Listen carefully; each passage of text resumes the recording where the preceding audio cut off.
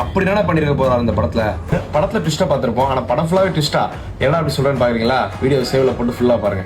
உண்மையாலுமே சொல்லுவோம், பக்கா தரமான படம் அந்த படம். உண்மையாலுமே நான் சொல்றேன், ஆக்ஷன் சீனா இருக்கட்டும், எமோஷனல் சீனா இருக்கட்டும், லவ் சீனா இருக்கட்டும், எல்லாமே அந்த கதையோட கரெக்டா போகுதுங்க.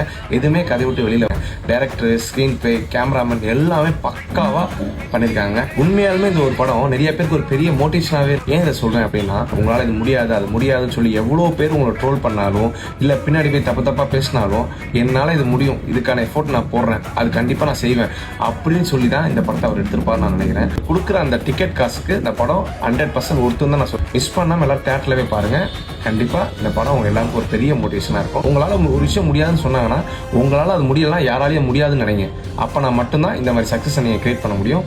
கண்டிப்பா மறக்காம எல்லாரும் பார்த்துட்டு எப்படி இருக்குன்னு சொல்லுங்க. இந்த மாதிரி அப்டேட்ஸ்க்கு நம்ம பேஜை ஃபாலோ பண்ணாதாங்க ஃபாலோ பண்ணிக்கோங்க.